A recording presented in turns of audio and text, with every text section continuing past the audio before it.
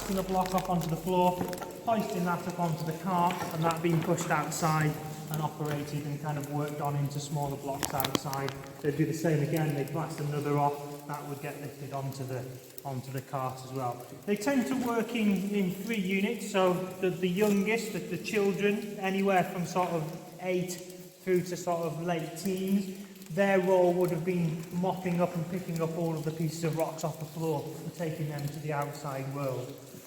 The next kind of hierarchy would have been jumpers, so they would have been the people that drilled the holes into the wall, and they would have done that by hand, just with a jumping rod and a hammer.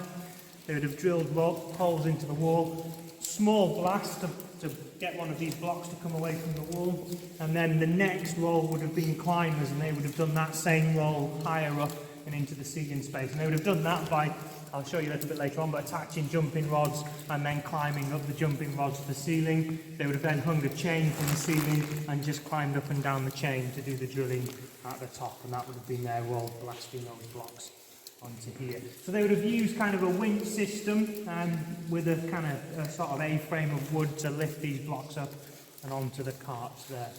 So on our way in, we've come down that sort of small narrow corridor, which is known as an adit, and that adit would have carried on as far as they could first. That would have been the first thing that they would have done, is that tunnel all the way through.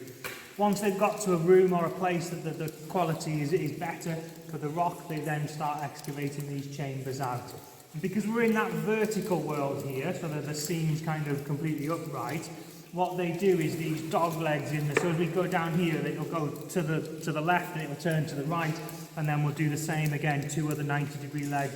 And what they do is leave behind the corner feature that acts as the pillar for the ceiling. So that's kind of maybe a bit useful as we go further on for what you guys are going to do. So these pillars that happen in the corner, I'll just shine your lights up onto this area here. So we've just done that kind of turn here, and behind it they've kind of left this sort of pillar of rock. So in doing these dog legs, these pillars that get left behind are the supportive structure for the ceiling in here. As we go a little bit further up, there's another pillar left in place a little bit further on there. But to sort of work out how they were excavating, so there's this little hole here, these are the types of blocks they were blasting off. So the holes would have been drilled sort of here, small blast to take a piece off. They would have then done something similar here and so on. Once that was completed, they would then do the next level above and work along and keep going until they get as high as they go, really. The drill or the jumping rod is as crude and as simple as an iron bar, basically. So they would have had, this is the smallest type of jumping rod a one person operates, so they would kind of put that in a hole, hit it with a hammer but spin it at the same time.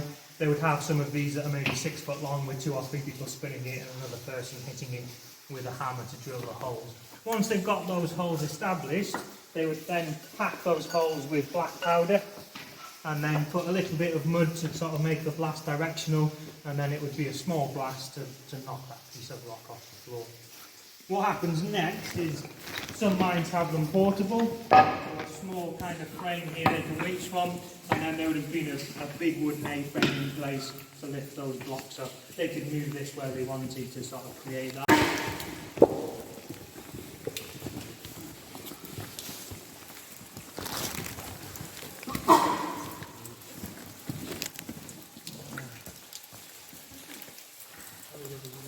So this just goes to the one level below us, so it goes into, it's quite hard to see, but it goes so far, and then there's a platform, and there's an opening that goes out on the side. So that goes into a room very similar to that we're in here. How many levels did this mine have? So this has 6 levels in total. Go down, all very similar, sort of mimicking the one we've walked in on.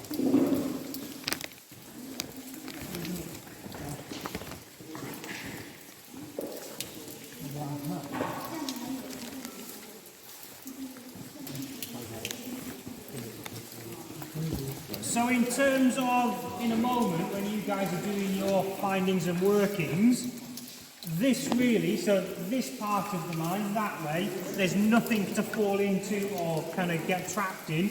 So we'll have this as our boundary, and your sort of safe working area is any of the walls that way into the mine. Okay, is everybody happy with that? So when we do all our workings or whatever, anywhere in there is absolutely fine, you're not going to fall down or anything. This is the only bit of sort of risk or danger of falling anywhere in this area. Okay? So we'll quickly just pop up here on the left.